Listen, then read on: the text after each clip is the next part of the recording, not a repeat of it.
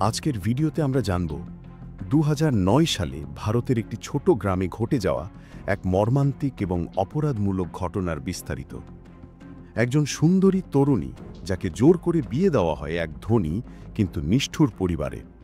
সেখানে তার শ্বশুরের পাশবিক নির্যাতনের মুখে পড়ে সে বাধ্য হয় পালানোর পথ খুঁজতে, কিন্তু তার সেই মুক্তির চেষ্টা শেষ হয় এক ভয়ঙ্কর হত্যাকাণ্ডে। চলুন ঘটনাটি বিশ্লেষণ করে দেখি কি ঘটেছিল গুজরাটের এক ছোট্ট গ্রামে। সোনালি জন্মেছিল গুজরাট রাজ্যের রাজুর গ্রামের এক দরিদ্র কৃষক পরিবারে। পরিবারের একমাত্র কন্যা ছিল সে। ছোটবেলা থেকেই কঠিন জীবন আর অভাবের সঙ্গে সংগ্রাম করতে হয়েছে।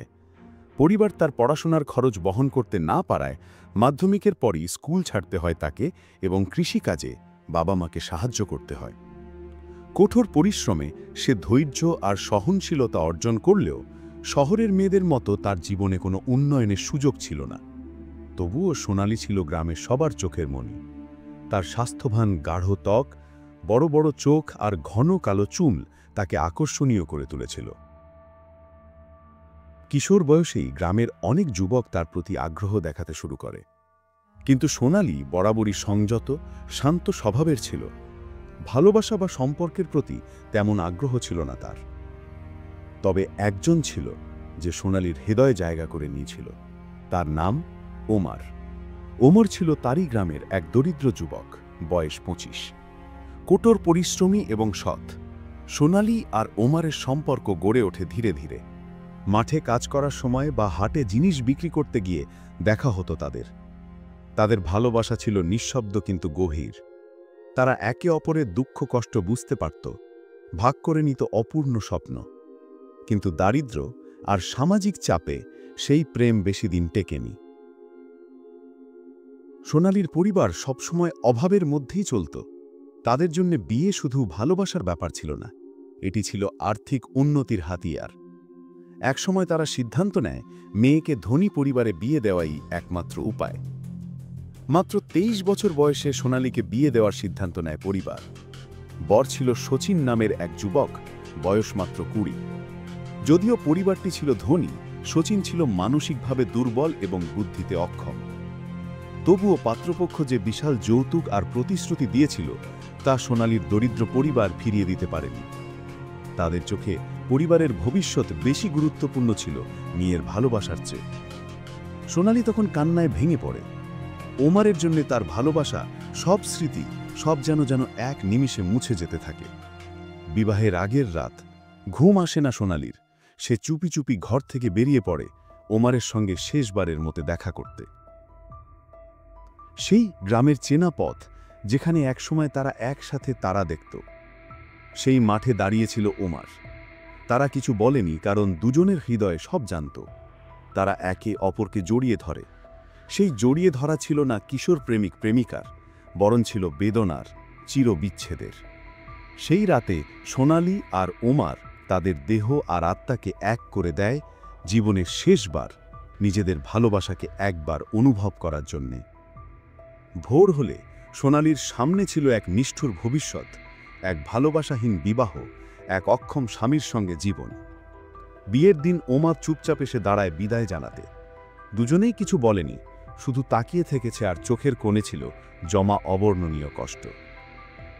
নতুন সংসারে গিয়ে সোনালি বুঝতে পারে যে বাস্তবতা তার কল্পনার চেয়েও ভয়ঙ্কর। শচীন কোনো স্ত্রীর মতো ভালোবাসা বা বোঝাপড়া দিতে অক্ষম, কিন্তু আসল দুঃস্বপ্ন ছিল তার শ্বশুর শঙ্কর, 48 বছরের এক পাশবিক পুরুষ যে তাকে যৌন লালসার শিকার বানাতে চায়। শুরুতে শঙ্কর ছিল কৌশলী, কথা আর ইঙ্গিত দিয়ে তাকে ফাঁসাতে চাইত, কিন্তু সোনালি বুঝে যায় তার উদ্দেশ্য এবং যতটা সম্ভব এড়িয়ে চলে। কিন্তু শঙ্কর এত সহজে হাল ছাড়েনি। এক রাতে যখন সবাই ঘুমিয়ে পড়েছে, শঙ্কর জোর করে ঢুকে পড়ে সোনালির ঘরে, তার ওপর পাশবিকভাবে ঝাঁপিয়ে পড়ে, ধর্ষণ করে তাকে। এরপর থেকে সোনালির জীবনে প্রতিটি দিন ছিল নরক। শঙ্কর ক্রমে আরও উন্মাদ হয়ে ওঠে। তাকে শুধু ধর্ষণ করত না, তা করত প্রকাশ্যেই, পরিবারের সামনে, এমনকি চাকর বাকরের সামনেও।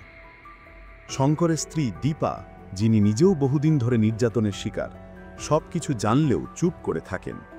কেউ প্রতিবাদ করার সাহস পায় না। পুরো বাড়ি যেন শঙ্করের ভয়ে বন্দী। গুজব ছিল শচীন ছোটবেলায় শঙ্করের আঘাতেই মানসিক প্রতিবন্ধী হয়ে যায়। একদিন মাথায় প্রচণ্ড মার খেয়ে তার স্নায়ু ক্ষতিগ্রস্ত হয়, সে স্বাভাবিক জীবন হারায়। এই পাশবিকতার মধ্যে নিরুপায় সোনালী আবার খোঁজ নেয় একমাত্র মানুষটির, যে একদিন তাকে ভালোবেসেছিল, ওমার। সেই গোপনে এক চিঠি লেখে, সব সত্য খুলে বলে এবং সাহায্য চায়। ওমার চিঠি পেয়ে ব্যথিত হয় এবং তাকে পালাতে সাহায্য করতে চায়।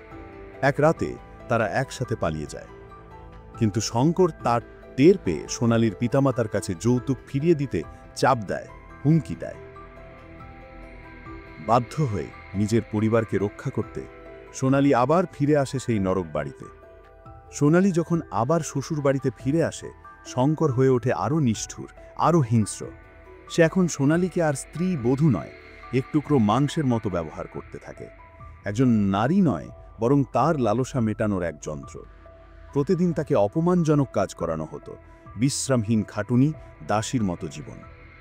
শঙ্করের চোখে সোনালী এখন আর মানুষ ছিল না, ছিল একটি বস্তুর মতো, যার কোনো ইচ্ছা, সম্মান বা অধিকার ছিল না। তারপর আসে সেই রাত, 12ই মার্চ 2009।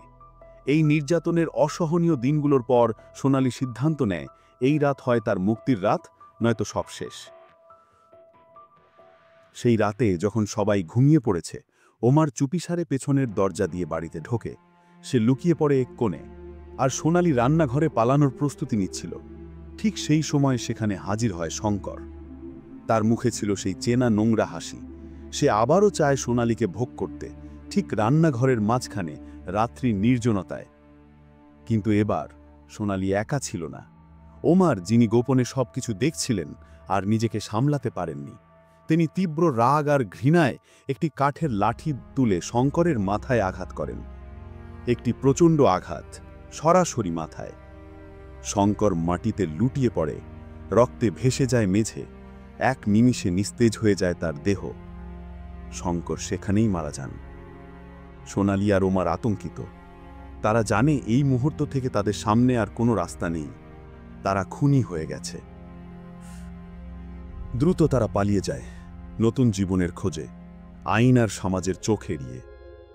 কিন্তু সেই আশা দীর্ঘস্থায়ী হয় না। পরদিন সকালে বাড়ির লোকজন শঙ্করের রক্তাক্ত লাশ দেখে চিৎকার করে ওঠে। পুলিশে খবর দেওয়া হয়। পুলিশ দ্রুত ঘটনাস্থলে আসে, তদন্ত শুরু হয়। খুব বেশিক্ষণ লাগেনি সোনালী আর ওমারকে চিহ্নিত করতে। তাদের ধরতে পুলিশ চারদিক ঘিরে ফেলে। মাত্র কয়েক ঘন্টার মধ্যেই তারা ধরা পড়ে। ধরা পড়ার পর দুজনেই ক্লান্ত, বিধ্বস্ত, মর্মাহত। তারা জানত এবার সব শেষ। ওমার পুরো দোষ নিজের কাঁধে নেয়। সে জানায় সোনালীকে নির্যাতন হতে দেখে সে আর নিজেকে সামলাতে পারেনি।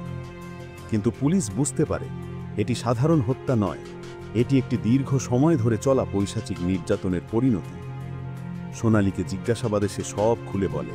সে কিভাবে ধর্ষিত হয়েছে, কিভাবে শ্বশুর তাকে জনসমক্ষে অপমান করেছে, কিভাবে পরিবারের কেউ তাকে রক্ষা করেনি। পুলিশের পর ডাকে পুরো শ্বশুরবাড়ির লোকজনকে, শঙ্করের স্ত্রী, আত্মীয়, চাকরদের। তারা সবাই এক বাক্যে বলে, হ্যাঁ, তারা দেখেছে সবকিছু, কিন্তু শঙ্করের ভয় কিছু বলেনি। শঙ্করের স্ত্রী দীপাও স্বীকার করেন, তিনি জানতেন কি হচ্ছে, কিন্তু সাহস পাননি কিছু বলার। মামলার শুনানি হয় 25শে সেপ্টেম্বর 2009। আদালতের সামনে পুরো ঘটনাবলী উপস্থাপন করা হয়। সোনালীর আইনজীবীরা বলেন, এটি একটি আত্মরক্ষামূলক প্রতিক্রিয়া, দীর্ঘদিন ধরে হওয়া শারীরিক ও মানসিক নির্যাতনের বিরুদ্ধে এক বিস্ফোরণ। ওমার, যে সরাসরি শঙ্করকে হত্যা করেছিল, সে জানায় এটি পূর্ব পরিকল্পিত হত্যাকাণ্ড ছিল না, বরং এক মুহূর্তের রাগ আর অপমানের প্রতিক্রিয়া। রায় ঘোষণা হয়। ওমারকে 12 বছরের কারাদণ্ড দেওয়া হয়। সোনালীকে, যেহেতু সে একজন নির্যাতিতার শিকার এবং তার উপর সহানুভূতি দেখানো হয়, তাকে 5 বছরের কারাদণ্ডে দণ্ডিত করা হয়। এই মামলা শেষ হয়ে গেলেও গল্পটি থেকে যায় মনে গেঁথে। সোনালী একজন নিরীহ তরুণী, যাকে সমাজ আর পরিবার বলি দিয়েছে তথাকথিত সম্মান আর অর্থের নামে। ওমার একজন প্রেমিক, যে ভালোবাসার জন্য খুনি হয়ে যায়। শঙ্কর এক প্রতাপী অত্যাচারী, যে নিজের ঘরেই করেছিল পশুর মতো আচরণ। এটি শুধু অপরাধের নয়, এটি একটি সমাজের ব্যর্থতার দলিল, যেখানে নির্যাতিতার কণ্ঠ রুদ্ধ হয়, যেখানে প্রতিবাদকে ভয় দেখিয়ে থামানো হয়। এই ঘটনা বলছে, যখন সমাজ ব্যর্থ হয় রক্ষা করতে, তখন ভুক্তভোগীরা কখনো কখনো নিজেরাই অস্ত্র তুলে নিতে বাধ্য হয়। আপনার কি মনে হয়, ভারতের বহু নারী কি এখনো এমন নিষ্ঠুর পরিস্থিতিতে বেঁচে থাকতে হয়, নিঃশব্দে, নির্যাতনের মধ্যে? কমেন্টে আপনার মতামত জানান। ভিডিওটি ভালো লাগলে লাইক দিন এবং সাবস্ক্রাইব করতে ভুলবেন না। ধন্যবাদ।